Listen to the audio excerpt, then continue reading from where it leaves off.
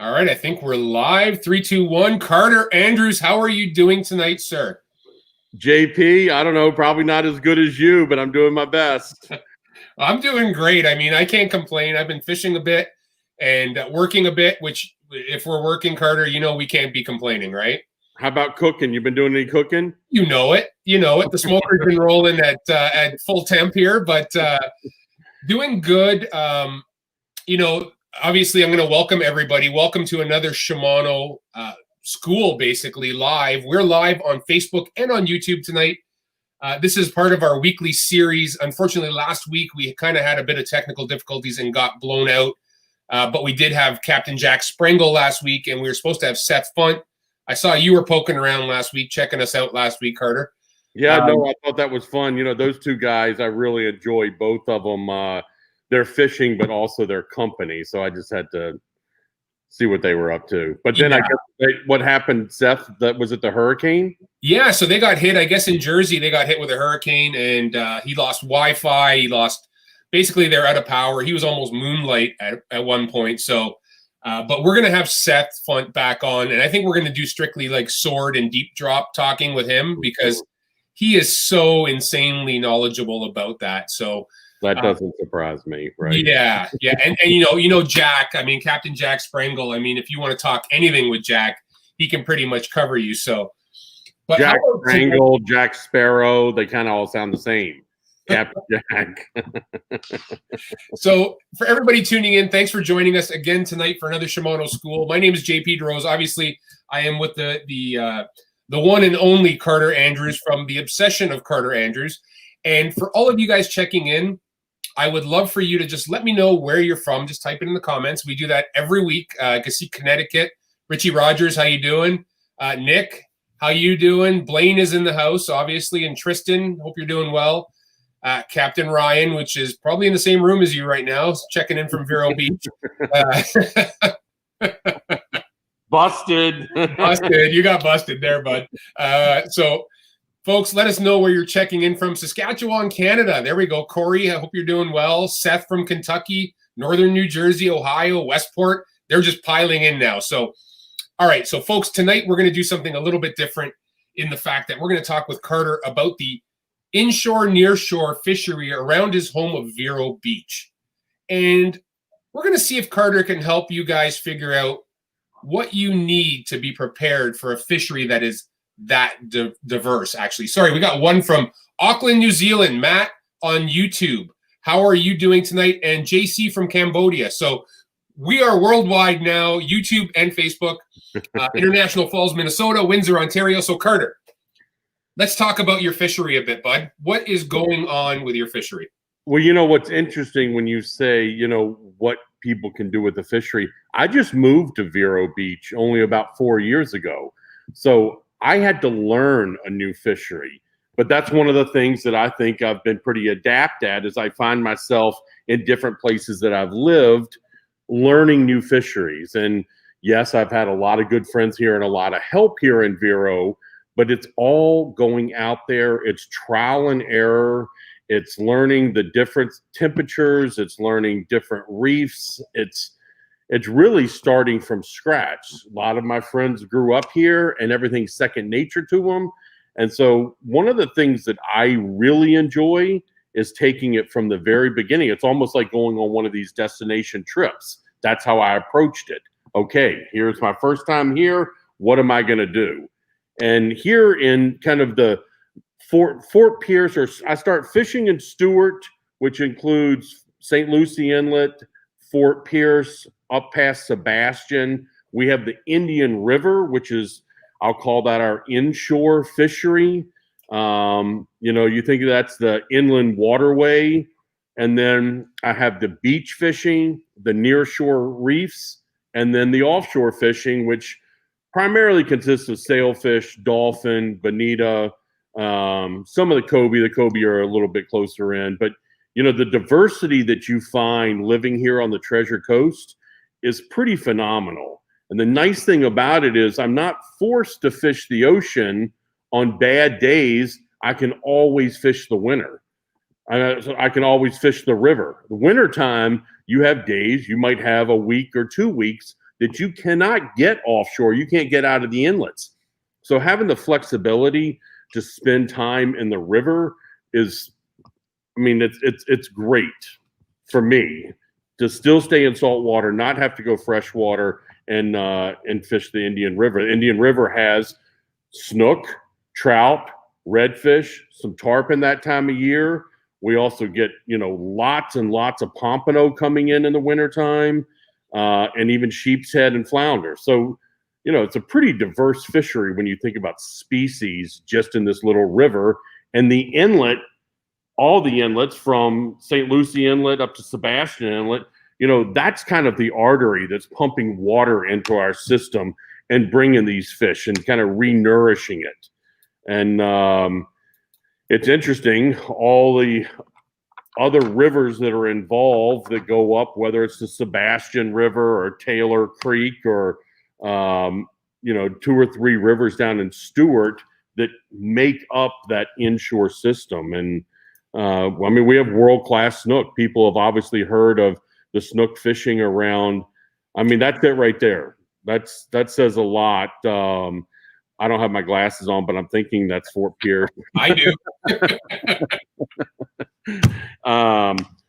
So you can see we've got, when an inlet like that, when you've got, the tide coming in, you get this incredible flux of fresh, clean salt water coming in, and then the falling tide as it goes out. And as I fish the river, it lays up pretty easy. I mean, you've got the river, you've got the west shore and the east shore to fish. So there are not a lot of options, but then you have the sand spoil islands, which they dug those islands as they were making the intercoastal. That's all those dotted islands on the way up. Let's go north, going up the intercoastal. Yeah. And it lays up pretty easy. You think about it, the tide's coming in. So as the tide's coming into this part of the Indian River going north from Fort Pierce, well, it makes sense to fish the south side of those islands because the current's pushing into it. Right. And then as the tide starts to fall and go out Fort Pierce Inlet, you would fish the north side of those islands because the current's falling and pushing into those islands. A lot of the game fish they like that current. They're predatory, opportunistic feeders, and they're looking for the bait fish to come around those islands. And you plan that same thing around the points of the mangroves and stuff like that on the shorelines. But that's what makes it pretty unique. And then you get up by Vero Beach and everything turns. So the tide on the incoming tide, you're going to fish the north side of the islands. Yep. And the outgoing tide, you're going to fish the south side of the islands from Vero Beach north. So, it's an interesting place when you have that kind of diversity. There is a lot of bait pretty much starting now. We're about to come into the mullet run, where not only do we get that migration of mullet on the beachfront, but we also get lots and lots of mullet that are coming in and out of those inlets and running up and down the river as well. And you said the magic word, Carter. You said mullet run. You said mullet run. That's the magic word. That's like when a dog sees a bird and they start pointing. When you say mullet run, my ears start to twitch. Well, I'm waiting for you, JP. I'm telling you, not only is it fun fishing, but it's a spectacle that you can't believe. We're talking about millions of mullet. It's one of the largest migrations on our planet, starting up in the Carolinas and working its way down the entire East Coast and ending up in South Florida. And, some of the rafts of mullet can literally be a quarter-mile long down the beach. I mean, it is amazing to witness. And then you've got all the game fish that are on them. The tarpon are on them. The snook are on them. I've caught 30-pound kingfish in 8 feet of water during the mullet run. It's amazing. Now, there's a lot of bait out there, so sometimes it's hard to get the bites that you're looking for just because of the sheer amount of bait. Yeah. But without a doubt, it's impressive to watch. So, all right. Well, let's start fielding a few questions here. I mean, we got everybody in from everywhere. Mazurkowitz, I see you. The Hoosiers are in the house. Chile. Someone from Chile is in the house. Rockland Marine. I mean, we've got people from all over. We got lots of people saying how much they love the Vero area. Some who moved away, obviously regretting it. We got one from India in on our YouTube channel. So I hope you guys are all doing great tonight. If you could do us a massive favor that takes 2 seconds, click the share button at the bottom there. That helps us get the word out, obviously. If you got a buddy who fishes Florida and needs some help, tonight's the night. We got Carter Andrews here. So if you got questions, get them ready. I see one here. Now, I know this guy, William Clute. William is a phenomenal guide on the Thousand Islands area. You know, Carter, one of your favorite fish, I know for a fact, is smallmouth bass. So William is one of those guys. He catches a ton of smallmouth, but he's asking, what's your favorite fish to catch in your area? You know, now that I'm living here, William, I've got to say that snook is probably my favorite fish to target. It's one of the more difficult fish to catch in our area. I shouldn't say difficult, but catching really the true trophies, the 40-inch snook, and that's like catching your 10-pound bass. And the 40-inch snook is something that I've really enjoyed trying to catch, targeting them both on live bait and on artificial. Certainly a little bit easier on live bait, but those giant snook, I have learned from some good friends of mine, like Dale Ash, that you can catch those snook on top water. And one of my episodes last year was fishing with Dale and, you know, chasing those 40-inch snook on top water.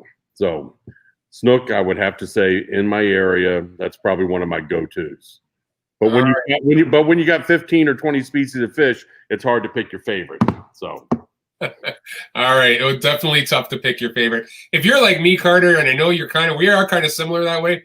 If it bites, we're pretty much game, right? Like, I mean, man, there's 3 things I want to see happen. I want to see the fish. I want to make the cast. I want to watch them eat. If you give me all 3, I don't care if it's a carp, a perch, or, you know, a 150-pound tarpon. I get equally excited. When you coming? All right, so here's one from Nick Handley. Carter, do you still run charters? And if not, who do you recommend for the mullet run in that area? You know, Nick, I don't run charters myself, but I have a charter business, and I have a couple guys that work with me that I fish with. So I'm more than happy to help you get situated with one of those guys. And I promise you can't go wrong.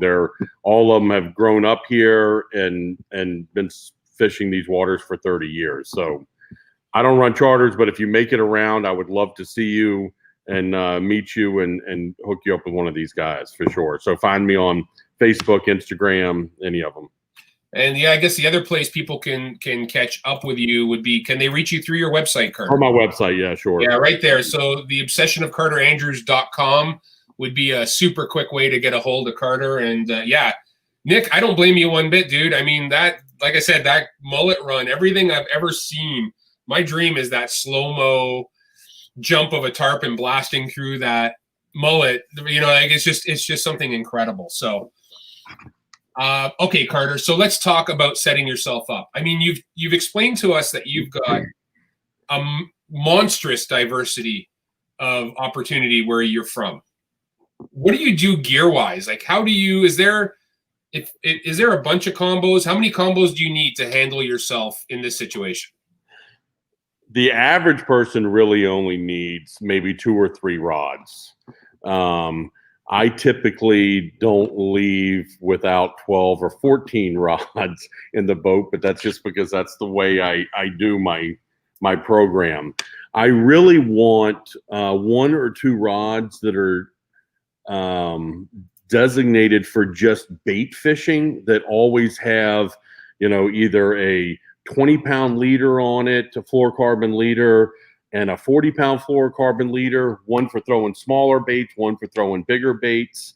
And then I want at least 2 rods that I have my lures on, maybe a hard bait, a top water, or a soft plastic, something that I can go to immediately and pick it up and cast. But, you know, a couple of my favorite rods that I've been fishing a lot lately for the inshore, you can't go wrong with the G Loomis Pro Blues. There's some really the new. Well, I mean, I got a couple of them right here, but the IMX Pro Blue is a great inshore rod. They two of the lighter ones I use for lures or bait. When I'm there, you go. That's it. The spinning rods are what I'm using a lot of on the inshore side of things. And I'll tell you what, JP, the other rod that I can't get enough of, to be honest with you, is the Zodius. So if I want something, and that was really probably designed as a freshwater rod, but I'm using it for, I've got a Stratic on there, the 2000 Stratic with 10-pound test. And, I'm using that to throw my 1/4 ounce jigs and my smaller pilchards, my finger mullet, and things like that, especially when I have some open water and it's not as important as trying to pull fish out of docks or out of mangroves. So if I have the flexibility to use a little bit lighter rod and lighter tackle because I'm in more open water, I think it's really important. It's a lot of fun to fight the fish on something like that.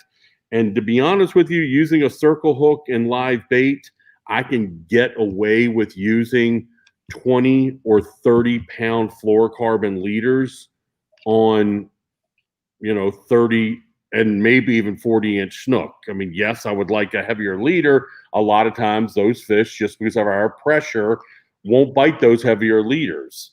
But with a circle hook and the light line and those baits, it's a great combo to work with. So I personally, Sorry, Carter. From that respect, so are you fishing the medium heavy, like a 7.3 medium heavy kind of deal? That's it. Yep. And personally on my boat, I like to keep on my bait rods on one side of the console and my lure rods on the other side, so that no matter what, if people that haven't been in the boat with me before, it's really easy. I mean, it's one side of the boat or the other, and they can go there and find a rod to cast in that scenario. A lot of times things happen really fast, or, 1 or 2 rods may be down. That's another reason why I travel and like to have a lot of rods in the boat. Maybe you break off 2 or 3 rods and you're in the action, and, I've got basically doubles of everything. Okay, so you talked that you've got live bait rods on one side of the boat and you've got artificial rods on the other side. What's the difference for someone who doesn't know? Okay, so I know for myself in freshwater, I want a softer, more parabolic, slower taper rod for live bait. I want something a little faster for artificials.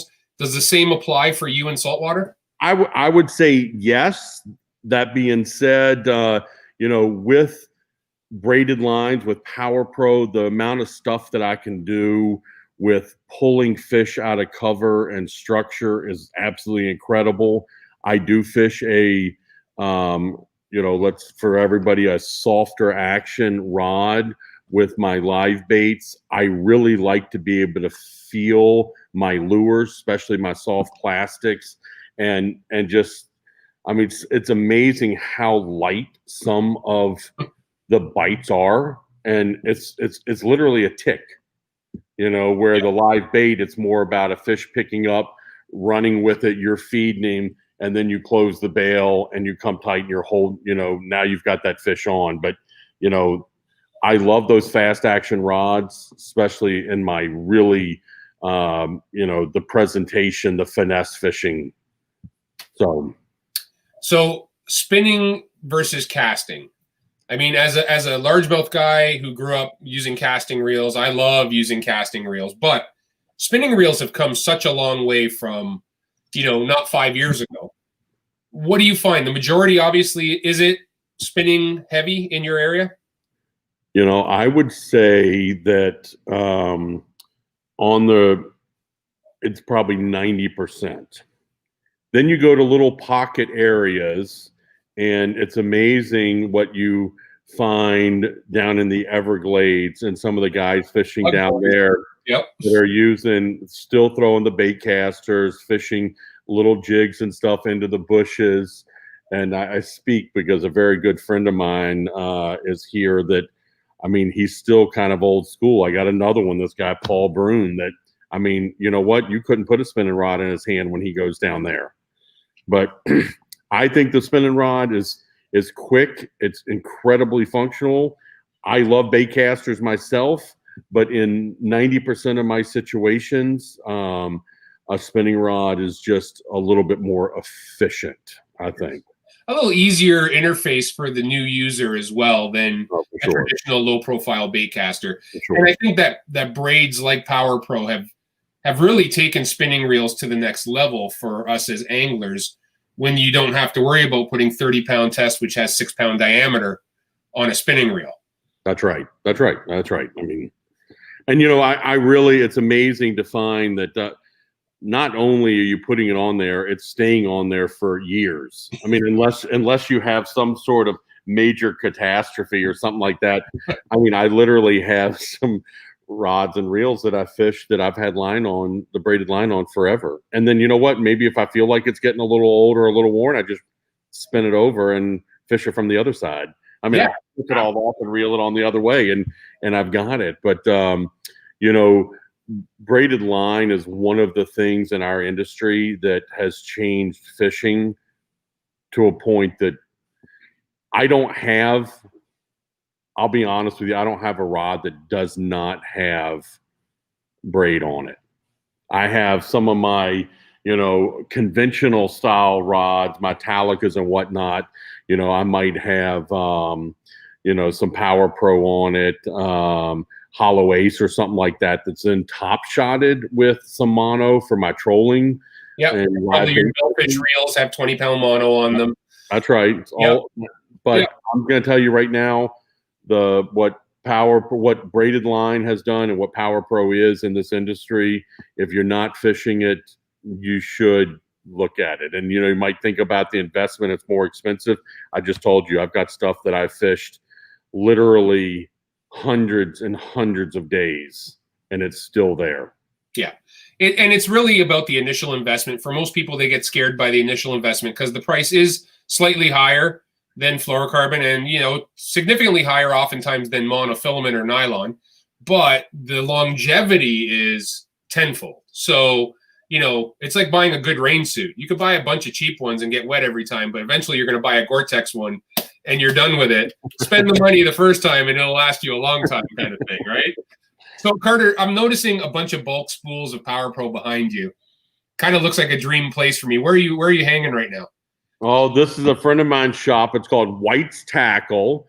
It's in Fort Pierce. He has 3 different stores, one here in Fort Pierce, one in Stuart, Florida, and one up in Vero. And they're a Shimano dealer and great friends of mine. Everybody in the shop, from the employees, all, you know, the great thing about this shop is, well, most fishing stores, they fish, but these guys are probably out fishing right now.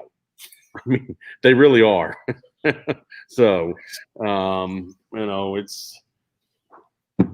I like to think of a store as kind of home. I mean, I go to a shop. It's so easy to order online these days, but I'll be honest with you, there's nothing like walking into a store, talking to somebody, picking up a rod and reel, picking up lures, looking at them, looking at hooks, looking at lead, and really getting an understanding of what it is. I mean, half the time you buy something online, you don't really know what you're buying.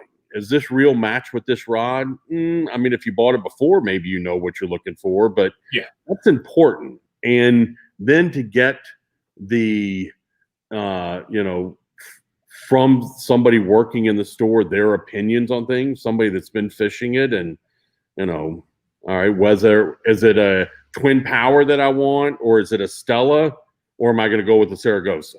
You know, and you get to hold them, you get to look at them, you get to actually, you know, turn the reel. And, you know, we're talking about the difference in, you know, a $250 reel up to a $1,200 reel.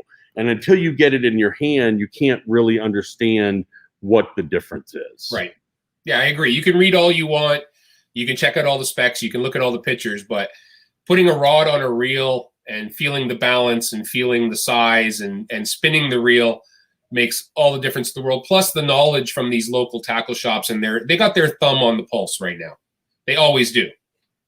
And for, you know, a lot of the fishing around here, I mean, Fort Pierce Inlet, for example, right now, the jetty that's going out Fort Pierce, you know, I'm guessing that there's probably 40 or 60 people down there fishing right now, you know, and these guys are able to tell you what's going on, you know, whether they're catching snook down there, they're catching tarpon right there. And, you know, it's only going to continue getting better pre-mullet run. Okay, so pre-mullet run. Here's another question. We got Blaine's asking this one. I better ask it to you because I'm going to get my butt kicked. He wants to know the name of the knot you use for PowerPro to heavy fluoro. All right. So my favorite knot is the FG knot. And the FG knot, okay. I mean, to be honest with you, I think it's the only knot out there now, the connection to be made. I have caught, you know, 300-pound tuna on an FG knot connecting 80-pound braid to 100-pound fluorocarbon. Never pulled out. I've caught, you know, when I'm smallmouth bass fishing, I've got my, you know, 8-pound braid connecting to a, you know, 10-pound fluorocarbon leader, and I'm using the FG knot on that. And what the FG knot does is the connection is the smoothest. There are some other connections that are similar to the FG, but nothing else you can tie faster than the FG. And I truly believe it holds. I mean, I've done everything with it. I've caught everything on that knot right there. And for those of you that are going to learn it and practice it and get used to it, most of the time before I go out fishing, if I'm taking my 2 rods or 10 rods for the day, I will go ahead and put that leader on every rod. And I typically make them. A lot of people that are using braid to fluoro with a clunky knot, they're only putting 12 inches on because they don't want to reel that into the tip of their rod because it goes clunk, clunk, clunk, clunk, clunk on the way out. I'll go ahead and tie that knot, and I'll put 7 feet, 6 feet of fluorocarbon on that thing. So every time I never even think twice about changing, or if I get chafed up a little bit from a fish and just cutting back. I do all that before I leave the house. I do it the night before, and those are great illustrations of that knot. Even without my glasses, the one on the right hand side with the yellow right there, that weave, that's basically what it is. It's a finger trap tool. The harder you pull on it, the tighter it seats on itself. And how are you finishing? Because that's the big debate. I mean, the mechanics behind tying an FG knot are all the same. It is a duck under and over, under and around on either side. But the finish, I use what you see here is considered to be a risotto finish. What are you using to finish? Are you doing alternating half hitches? I do like 3 half hitches, and then I do that loop right there, and I go 2 times through and pull it tight. And I'll be perfectly honest with you, half the time that comes undone, and I end up having a little bit longer tag in, but my knot never slips. Yes. Yep. My knot never slips.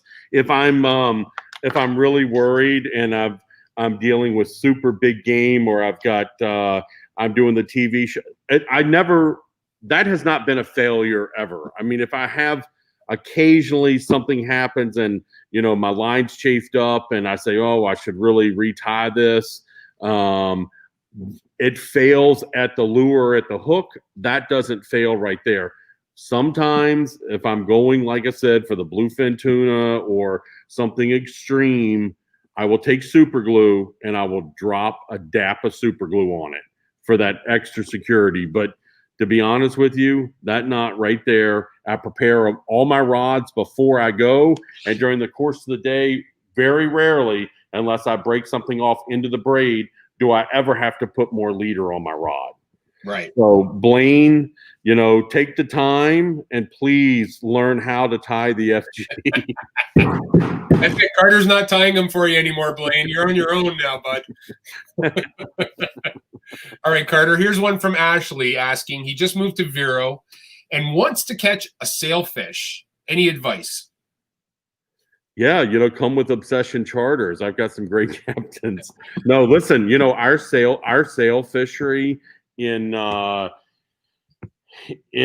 this part, Fort Pierce is kind of one of the oldest sailfish tournaments in the country was based out of Fort Pierce. A lot of the stuff from Stewart going south, as the Gulf Stream comes in and it's much closer to the drop off. You have a very, kind of a highway that those fish are on. And most of those guys down there are kite fishing. Up here, there's a little bit more of moving around, trying to find the bite. I mean, really, it goes from, we catch sailfish in 70 feet of water all the way out to 300 feet of water. And out of Fort Pierce, that's, that's like 7 or 8 miles of water, where once you get south of Stewart, it's a much smaller zone. It's maybe a mile or two. And that's why the live bait and kite fishing works better down there. So here in Vero, it's fishing dead bait, ballyhoo, and covering water. Once you find some sort of structure that may be holding fish, whether that's a rip or a current line, is really important. Structure can be a couple different things when you start talking about offshore scenarios. It could be structure on the bottom, but it can also, structure could be temperature breaks. Structure can be current breaks, and you get the rips where you have weeds coming together, the sargasso grass, and the grass itself is structure. So once you find something like that, you can slow down, you can fish your live baits with a little bit different presentation. But all in all, probably putting some ballyhoo on and trying to cover some water until you find something that looks interesting. So I was looking at the map a little bit earlier, and it seems that your offshore, your blue water, is fairly close to where you are. How many miles off do you have to go, Carter, to get to it? I mean, our 90-foot, that's basically what we start considering the offshore. Once you get to that 90-foot reef, 90-foot bar that's out there, right straight out of Fort Pierce, maybe it's 6 miles, something like about 6 miles. Like South Carolina, right? What's that? Just like South Carolina. Like South Carolina. Yeah, 40 miles. But then, you run out to get to that, that 300 and 400 is a little bit further. But, it's amazing. Just south of us in Stewart, really only, 12 or 15 miles, Stewart only has to go 3 miles out to get to that kind of water. And then you go just north 15 miles to Sebastian, and you have to go 12 miles, 14 miles out. So it's kind of interesting. One of the things that I really like about this area, not only do we have this great beach fishery, which we should talk about in a minute, but, the diversity of the offshore. The further south I go, I get a little bit better blue water fishing, but it narrows our zone for the bottom fishing for our snapper and grouper, cobia, which really like that structure as well. The further north you go, where it takes longer to get to that drop off, instead of, Stewart, it's 3 miles, Sebastian, it's 12 miles out. So that 12 miles is full of a lot more reef, rock, ledges, and all kinds of really good bottom. Okay, so yeah, you can see here as you've got tight areas where this is where it kind of seems to like dip right in. That 90-foot comes. That's it. Now look how close it is now. Once you get down to by Stewart or south of Stewart, Jupiter and stuff, yeah, all of a sudden it's right on shore, right on the beach. So they're bottom fishing down there. Yes, they've got it, and they catch some really nice bottom fish, but it's a very small zone that they're fishing in. Yeah. And same thing, the pelagics are all running right up and down that edge. And that's why it's so effective kite fishing down there, live baits, where they're actually flying a kite up in the air and then suspended off that kite. They have clips that hold their live baits that are just on the top of the water doing this. And, whether it's sailfish or dolphin or blackfin tuna, or, whatever it is, just, they get great bites. And you could do that up here, but all of a sudden, as you see, you come further north, and the further north you come, but that zone, as you start coming up there, that all provides for better bottom fishing. Yeah. A little bit more. There's humps everywhere up here where, you got 66-foot humps and flats and dips and drop-offs and ledges.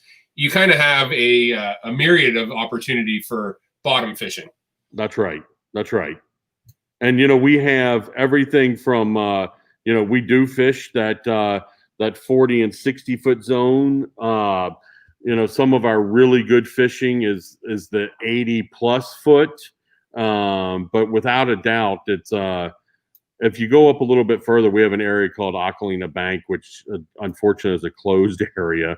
That's I can only imagine what everybody thinks about what goes on in closed areas, right? It's closed for bottom fishing.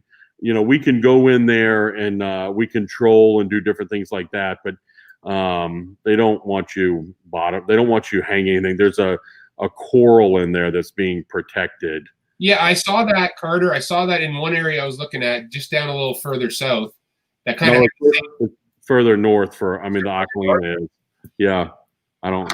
Because I was even looking here, and they you look at the ledge here, and that's great, right? And just from your experience bass fishing in lakes, that right there is a place you'd want to fish, right? Well, it is fishing is fishing. I think it's just the size of the fish, the size of the gear, and the depths you fish are really what changes. But the principles behind catching fish are all the same. They really are. You travel more than I do, and I travel a lot. I've seen you from salmon and trout to smallmouth bass to in the middle of Mexico siphoning gas out of trucks, catching just about everything that swims. So you got to see I see it, you see it. I think people overcomplicate fishing. I think they really do. I think if you're a good snook fisherman, or you're a good smallmouth fisherman, or you're a good, sailfish fisherman, there's certain things you're doing that apply to every other fishery. You're right. No, for sure. Without a doubt. And like I was talking about structure earlier, and, a lot of people tend to think structure is something hard oriented, whether it's a rock on the bottom or a stump, but structure, even in bass fishing world, can be current, and how current's coming off of a point, whether it's a wind driven current or something like that, and those fish are suspended on that. But without a doubt, in saltwater, our structure isn't always something hard. A lot of times it's temperature, it's current oriented, or it's stuff floating on the surface. I can't even tell you. The other day I was having a really hard time catching bait. Everybody out here that's fishing South Florida, that's kind of new at it, and if you're having trouble catching bait and you find yourself out there in a scenario and you don't have it, but all of a sudden you see a big patch of sargasso grass, you know what? Go over there, put your sabiki rig on, and more than likely you're going to catch enough bait to finish your day. And that's what happened to me. I saw the grass and I was like, you know what? I need some more bait, and I bet I can catch it right here. And sure enough, there it was. So, and that was just structure that it was holding on. So, saw a couple of baby sea turtles too. Made my day. So, the one thing that we don't see a lot of as a freshwater angler, you never see the tide issue, which I think is probably the biggest obstacle to someone who freshwater fishes coming to the saltwater world, or understanding the tides and how they position the fish, B, the fish's activity levels, falling tide, rising tide, not slack tide. But how did you get around that? You've obviously fished for everything. How do you get around the tide issue? JP, that's a good question. And I'll be honest with you. Tide for me is something I'm going to go fishing whenever I can go fishing. That's all right. That's the answer. I'm going to go, and it really doesn't matter what the tide's doing. Yes, there are more productive times. When I'm offshore fishing, I really like the last part of the incoming, the first part of the falling tide. That's something I really like. Actually, in the river too, you've got that, last hour as it's coming in, as it starts to slow. And then slack tide, typically around slack tide, a lot of times you might not get the bites you're getting because they want some of that move.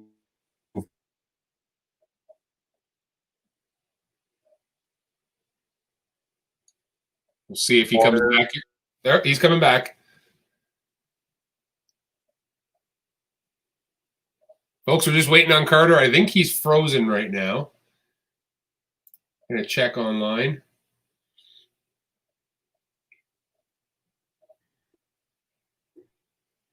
Yeah, he seems frozen, but Carter, let's see if we can get you back here. So, folks, for those of you who are joining us tonight, obviously, thank you. We are doing another Shimano school. This one is Shimano Nearshore School with Carter Andrews. He's going to come right back here in a second, but I will keep. There he is. He's back. He's back. Okay. I'm wearing my sister's glasses because I lost mine. But still breaking up a little bit there, Carter. So JP, I want to run through what I enjoy. Oh boy. What I was going to say is one of the other things that I really enjoy. Do you have me now? Kind of. I can hear you perfectly. Oh, come on. I can hear you. Oh, you hear me?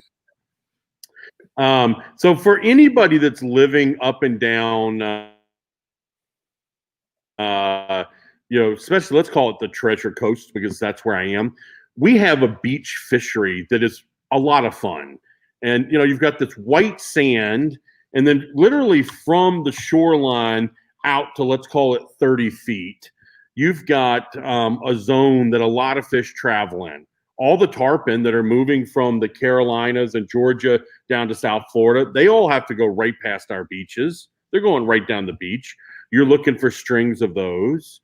An incredible phenomenon is these jack crevalle that come through basically March, April, May, June, July, and it can be 20 of them and it can be 300 of them. These schools of everything from 10 pounders to 30 plus pound jack crevalle, which let's face it, it's a relative of a GT, a giant trevally. People travel halfway around the world to go catch that species. We've got it in our backyard, whether you want to catch them on fly rod, whether you want to catch them on top water, or you want to catch them on soft plastic, whatever it is really accommodating. You take your wife, you take your kids out there, you take your clients. It's a fun day, and it's very visual. It's incredibly visual. All this stuff on the beach, the snook on our beaches, really from, I'll say Palm Beach, but definitely from Jupiter all the way up through our coast. From after March, once we start getting bait on the beach, well, mullet run in the fall too. It happens twice a year. We get in the fall, we get it spring and summer. If there's bait on the beach, we have fish on the beach. And it's really unique. Most of the time, April, May, June, July is great conditions, and you can run the beach and you can look for tarpon, jacks, snook, mackerel, bonita, and we get all this little anchovy. It's about 2 inches long. Minnows. I looked at them closely. We have glass minnows, but we also have this thing that's red. It's a true anchovy. I looked at it the other day up close, and the amount of fish that will get on these schools is unbelievable. And taking advantage of some of that. I don't want everybody out there fishing for them, but it's pretty fun. I watch guys on the beach catching 100-pound tarpon off the beach, wading off the beach, and you got guys out there in boats fishing. The only thing, that I ask is that everybody kind of be responsible as an angler. And if somebody's already fishing one of those schools of bait, just, if he's a friend of yours, maybe ask him if you can join. If he's not a friend, maybe run down the beach and find your own little school and give everybody a little bit of room. Fishing is becoming more and more popular. And, we have to respect the other anglers that are out there. And just because you found something, or somebody is there, it doesn't necessarily, it's everybody's water and it's everybody's thing, but just respect other anglers and everybody's position and give some people some room. And, and if you are going to jump in on somebody else's fun, maybe ask them if, is it big enough? Do you think 2 boats can be in here? And they're going to say, you know what? Yeah, come on, buddy, come have a good time. Or they're going to tell you to get the out of there, you know. But at least you asked, you know, instead of creating some ill will.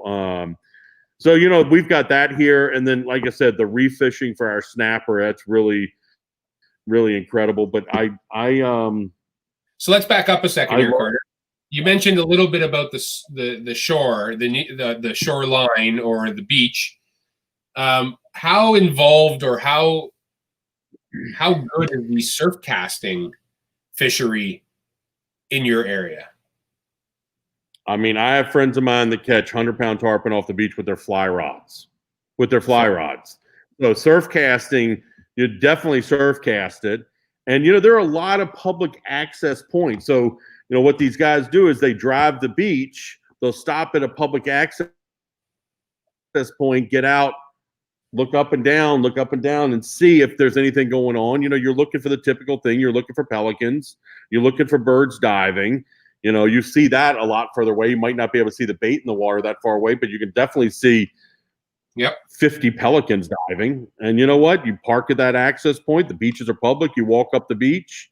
You know, same thing. Respect the other people that are on the beach. If there are already a bunch of people kind of fishing in there, pick your spot, find a little area. And, you know, typically those fish are moving up and down a little bit. So even if you have to be on the outside for a little while and wait for some fish to come to you, they're going to come to you. But, yeah, no, great surf fishery.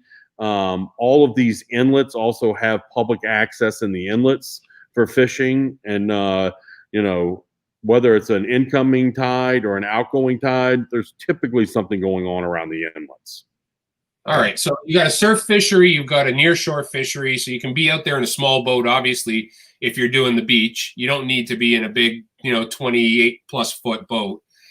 You've got a phenomenal mid-near-shore fishery, and you've got a offshore fishery. So kind of seems to me that you kind of got a bit of everything in that little area, that little slice of Florida that you're dealing with.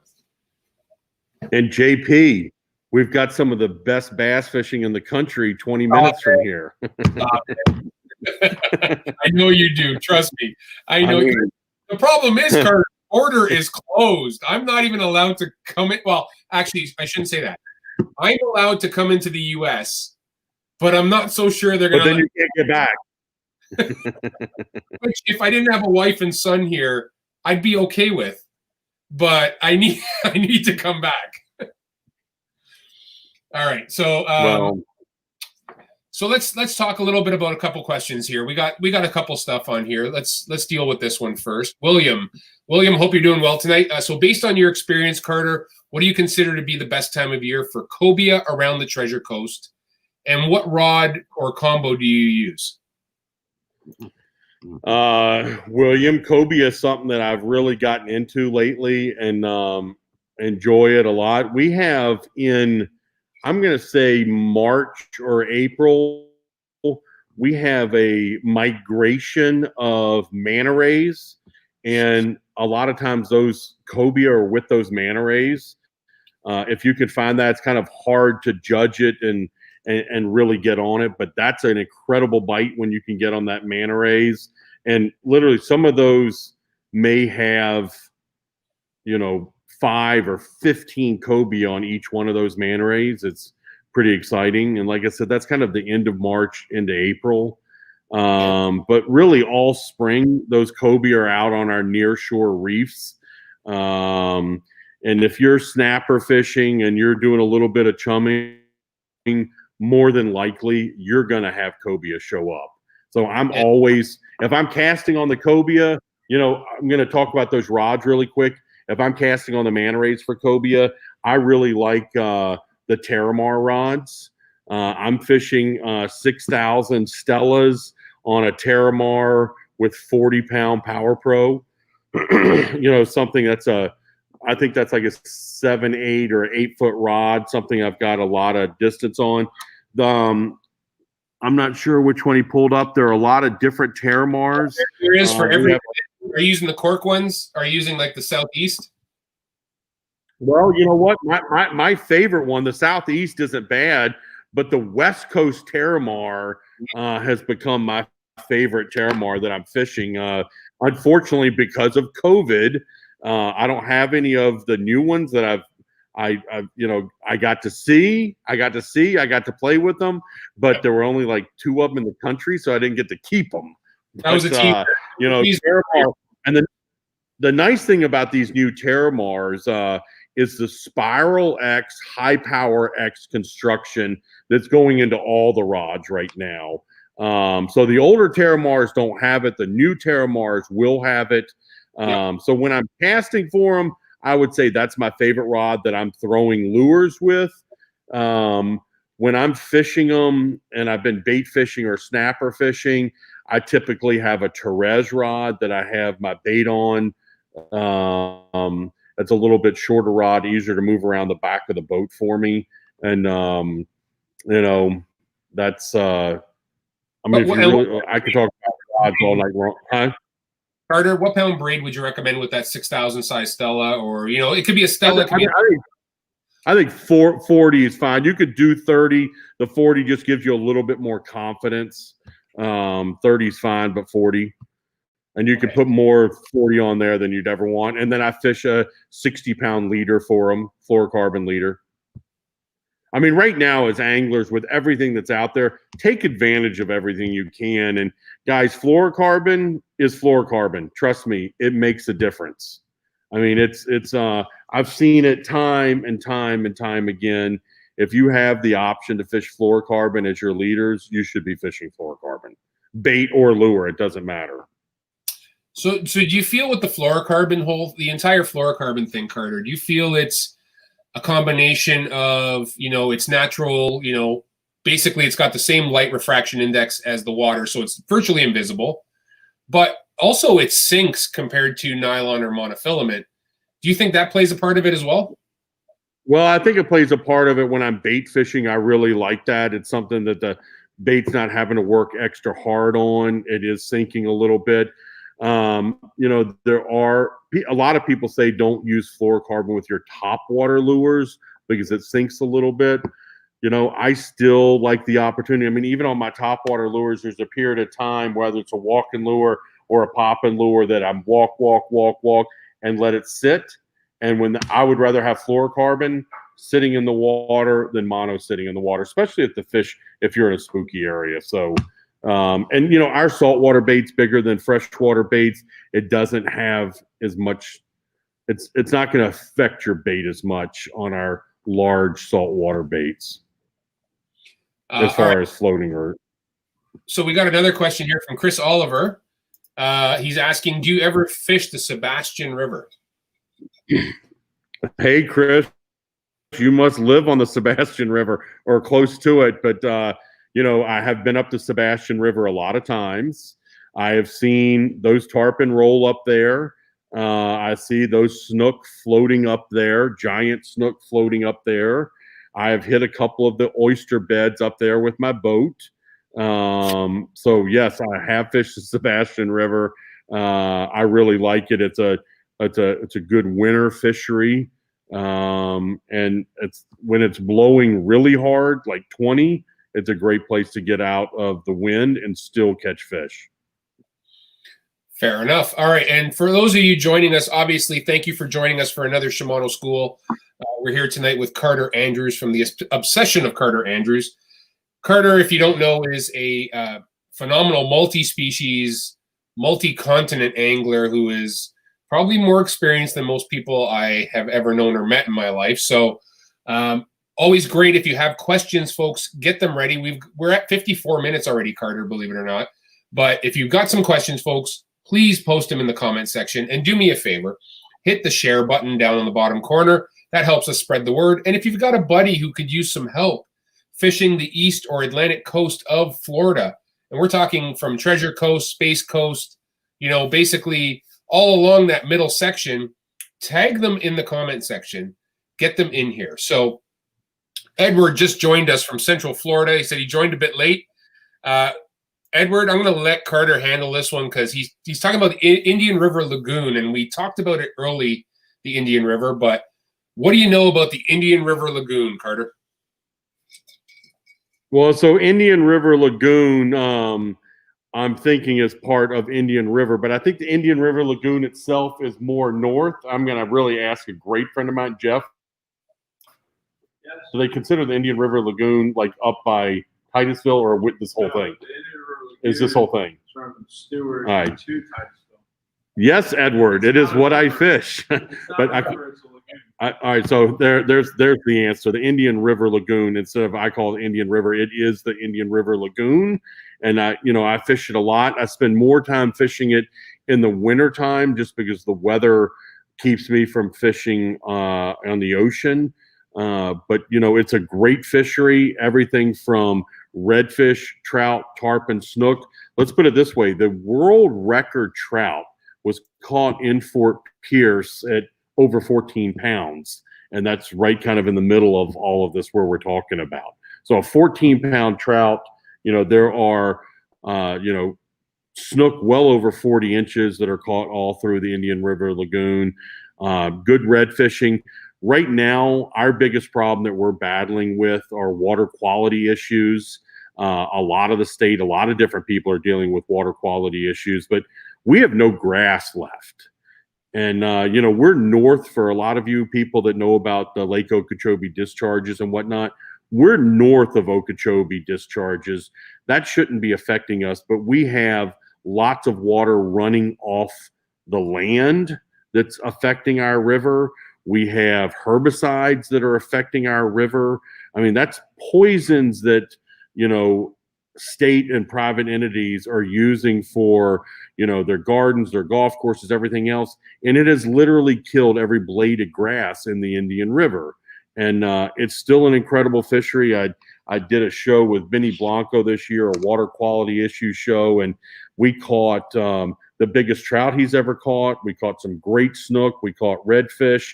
And it's hard to tell a story about water quality issues when we had that good of a show. But imagine what it was when the flats had turtle grass on it. I mean, literally, you can go all day long and never see a blade of grass on our flats. You see some funky stuff on them, but you don't see the turtle grass that was originally here. But okay. All right. We appreciate that, Edward. Hopefully that helps you out a bit. We got a couple questions from our YouTube viewers. HazyGo Hard. Are you slow pitch jigging on the Treasure Coast? So, Carter, have you experienced or tried slow pitch jigging? I do a little bit of slow pitch jigging. I'm more of a kind of listen, any of that vertical jigging in deep water is really effective. From the slow pitch to the speed jigs, the flat falls, anytime that you want to fish that, and especially when we got the current that we're dealing with out there, snapper and grouper, I try to use the lightest jig I can under the current conditions that I'm dealing with, the current flow. I mean, so if you've got a 1 knot current, I can get away with a relatively light jig. But if I'm using, if I've got a 3 knot current, I've got to use a heavier jig in that scenario. But, and that's, well, there we got it. The grappler type J the slow type J. That's, that's another thing. The grappler series has come out. They really have a rod for pretty much every application. It's amazing. But, jigging, HazyGo Hard. I assume, are you a jigger? If he knows about slow pitch, he's probably a jigger. It's funny, Carter. The first time I ever picked up a slow jig rod, and we had dinner that night with Dave Pfeiffer actually at his place, and I asked him about the slow jig, and the rods are incredibly soft. Like these grappler type slow J's are incredibly soft, but it's all meant to be done in the reel. You're fighting the fish with the reel, pointing the rod at the fish and using that torque of whatever reel you're using, like whether it's a Trinidad or whatever you're fishing. So it's kind of interesting. Slow jig, the first time I saw it ever used was in Panama down at Tropic Star, where a group of Brazilians who are just absolute fanatics about it were doing it. And it's a deadly technique, but it's just another piece of the puzzle. You know, whether they're eating a flat side that day or they're a little less aggressive and want something a little slower, it's just another piece to add to the arsenal. And it's amazing how things keep evolving. You'd never think that there would be another technique into the side of jigging, and then all of a sudden slow pitch. Yeah, absolutely. So, okay, here's another one. Out of my zone. Sorry, Brian Rivero. Brian, I hope you're doing well. So Brian's heard a rumor of a Shimano Stratic SW. Now, I haven't heard this rumor. Have you heard anything? Is it true? Well, I don't know, but I'm using my Stratic right now for saltwater. So, you know, as long as you take care of that a little bit, I think you can feel comfortable about using your Stratic, especially for that light tackle applications inshore. Yeah, it would be great to have a saltwater one, but I think the comparable one is probably the Saragossa. But you know, like I said, here I am. I've got it on. You heard me talk about the Zodius earlier, and I've got this on the Zodius, and this is a 3000 maybe. This is one of my favorite go-tos. This is it right here. I use it all the time. Yeah, 3000. And so, yes, it doesn't have to be a saltwater. It doesn't have to say SW to use it in saltwater. Just if you're going to use it in saltwater, just take a little extra care with it. You know, these are precision pieces of equipment, and, you know, you should kind of treat them as so. Don't throw them in the back of your pickup truck and roll down the road in the dust and everything. You know, if salt gets on it, you know, take some time and clean it. So, okay. So Brian, for what I've understood about everything we do with Stratic, both the 3000 or all three, the 3000, 4000 and C5000 all come with the cross carbon drag, which are basically the drags you want to deal with for those hard running saltwater fish. So they're perfectly fine to use for that near shore, inshore application like Carter mentioned. And then when you want to get past a size 5000 in that price point, the newly redesigned Saragossa is absolutely going to be the reel to go to. I mean, it's tried and true on the previous generation. The new one, you know, it's got everything you're going to want plus some from all the benefits of Stella. So, you know, the Infinity Drive, Carter, you've had experience with that for a number of years on Stella. I mean, for that to be in Saragossa now, how big of a deal is that? So, JP, I'm going to tell you that probably 10 years ago, when I was living in Panama and daily doing charters for tuna, I had Stellas, and that was that's when the Infinity Drive came, right? No, Infinity Drive Probably. on this latest version came out in the small sizes. The No, for Stella. In the Stella, yes. Yeah. All right. Well, there was a period of time when I had to keep records for the government on the fish we were catching. I had Stellas doing over 10,000 pounds of fish. Now, a lot of those tuna were releasing, the roosterfish, the cuberas. We're talking about 10,000 pounds of fish being caught in a season and not having an issue with the reels. Yeah. So yeah, when you're taking technology from a reel like Stella and bringing it down to Saragossa, the newest version of Saragossa, anyways, I mean, it's a phenomenal thing. So we got a few people that are pretty happy about things. Mazurkowitz, you're happy we're going past 9 o'clock. John, this one's for you. Hope you're enjoying your hot tub. Richie Rogers mentioned something, and I think this is pretty interesting. The O'Shea Jigger. Have you tried that reel yet, Carter? When did you see that? I want to know when he saw it. He's talking about, the reel, the O'Shea Jigger. I got to play with it in when I went to Robinson Crusoe Island this year, and yeah, no, that's a phenomenal reel. I absolutely loved it. The crank on it. I didn't even get it out of Julio's hand. Julio ended up using that more than anything else, but I have used it. I can't speak enough about it. But if you have the opportunity to get one with COVID going on and everything, I would go ahead and get it. And I don't think you'll be sorry. No, I agree. I've put my hands on it. It's the equivalent of the winch on the front of the trailer to bring your boat up to the top. It is a absolute monster of a reel. You got Ian over at Facebook saying he just got his Stratic FL for saltwater. He's from Costa Rica, or actually, sorry, no, that's Freeman Club from Costa Rica. And yes, Ian, you're 100% right. 24 pounds of cross carbon drag on that reel. And he said he's got his Saragossa pre-ordered. So I think you're in very good shape for having a good amount of reels that can handle just about anything you're going to throw at them. That's kind of exciting. Here's one for you, Carter. I think this might make you smile.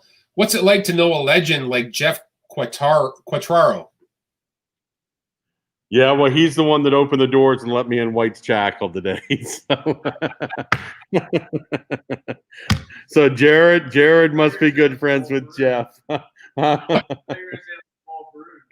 Yeah, no, yeah, it's good to have friends like Jeff for sure. That's funny. Yeah. So here's one from our YouTube followers. Freeman Club. He's asking if the Saragossa 2020 is silent drive, worm tech, or just infinity drive. It is infinity drive. It is the infinity drive derived directly from Stella SW, the latest version of it. So yeah, very impressive new specs on the reel. So check it out. It is an incredible reel. Now you've had a chance to fish the new Saragossa, have you not, Carter? I spent a little time with the Saragossa. I got to be honest with you. My go-to is the Stella. I've fished Saragossas for sure, but Stellas and the Twin Power are what I fish the majority of the time. But I've got actually. Oh no, I thought there was a Saragossa right here. There was, but they're still shipping, Carter. They're not out yet. The new ones are not out yet. So John's asking, what's the difference between a regular bait caster versus a JDM reel? So you want to take this one, or you want me to handle this one, Carter? So I want to know what a JDM reel is. So JDM reels are JDM? Yeah, so basically the Japanese design model that you would buy in Japan. So John, the good news is with Shimano a few years back, we decided to do a global initiative on all of our reels. So what you can buy in Japan is what you can buy now in North America, New Zealand, Australia, Europe, South America. So back in the day, we used to have different designed reels for the North American market. And that's not a case anymore. Whatever you're seeing, Corrado DC, there is no different models really available on that JDM market that there are in the North American market. There's in terms of a model name. So everything is line driving across the way. And so, if you're buying a Antares, it's an Antares that is global. If you're buying a Corrado DC, it is a Corrado DC that is global. So hopefully that helps you out a bit, John. As long as we're on the subject for bait casters just for a second, sure. I just want to talk about, the tranks. When we talk about inshore fishing and my beach fishing, whether I'm tarpon fishing, snook fishing, jack fishing, this is a workhorse for me. If you like throwing a bait caster, this is the one. Cobia, anything that I'm casting, and I have this on the IMX Pro Blue. And this personally, if I have a choice when I'm picking something up and I'm throwing a bigger lure, as you can see, this is what I'm going to. I absolutely love that. The tranks,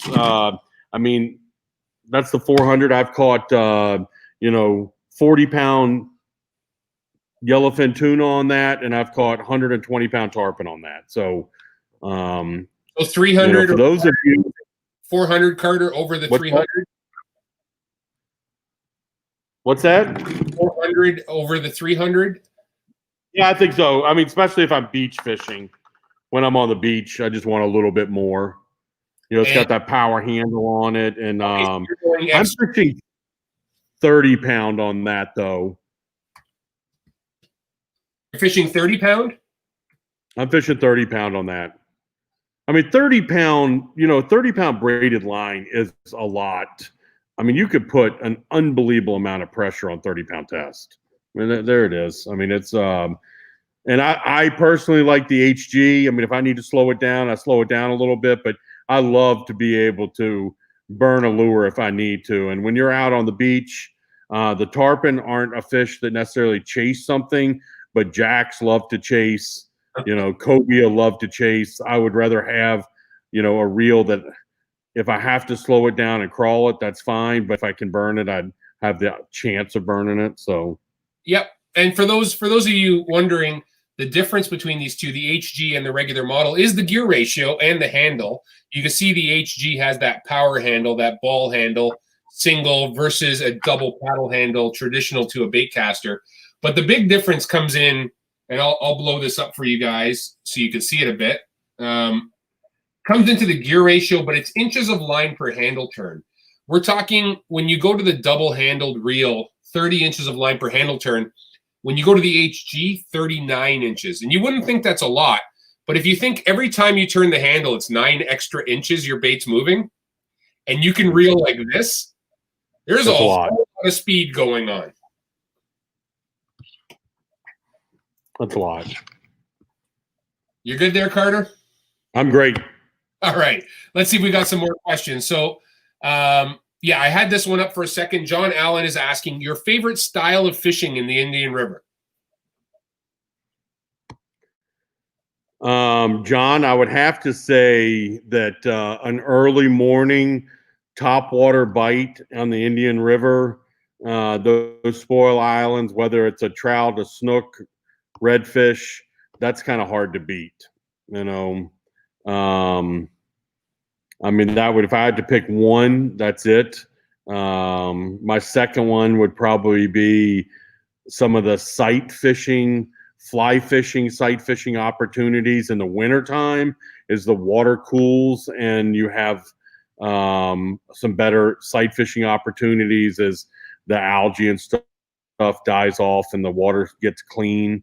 In a poling skiff up along those edges, it's pretty spectacular. And then thirdly, go get a bunch of bait and take my girls out and let them whoop up on some snook. So,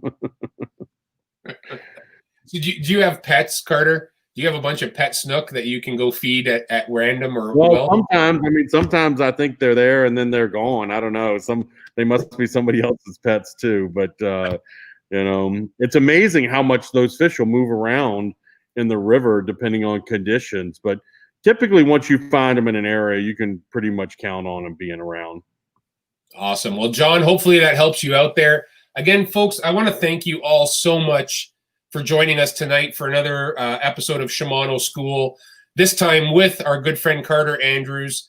Carter, I want to say thank you for your time. I know you are easily one of the busiest men I know, so thank you for spending some time with us tonight. We really appreciate it. I had fun with you, JP, just waiting for you to come down and see me. Listen, man, as soon as they let me in the country, or should I say let me back into my country, I will be knocking on your door. I promise you that. Well, we could take turns teaching Blaine how to do the FG knot. We could do that, or you can also come up here and catch some smallmouth with me one day. How does that sound? Did you see what I did in Idaho this year? I did see what you did in Idaho, yes. All right, guys. Thank you all very much. You can always get in touch with me through the website, through my Instagram, Facebook, and, believe it or not, I'd love to talk. I don't have any problem talking, so a lot of times I might make you call me so I don't have to type because I only type with 2 fingers. So thank you all very much. Well, we appreciate it, Carter. I hope you have a great night. Thank you, Captain Ryan Weir, obviously, for being our tech guru in all of this. We appreciate that as well. So, folks, join us next week. White Crackle, hold on. Let me just give y'all just so you can get kind of here's the shop. There's down one aisle, and here are my friends that have been cheering me on.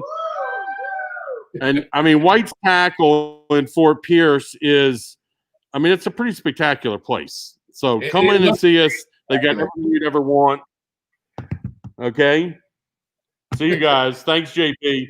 All right, Carter. Well, folks, join us next week. I am going to be joined by my good friend Avery Rose Bonin, who is one of our young anglers getting so many youth into fishing. So join me next Wednesday again for Carter Andrews and myself Thank you for joining us for another Shimano School. We will see you guys next week. Have a great night.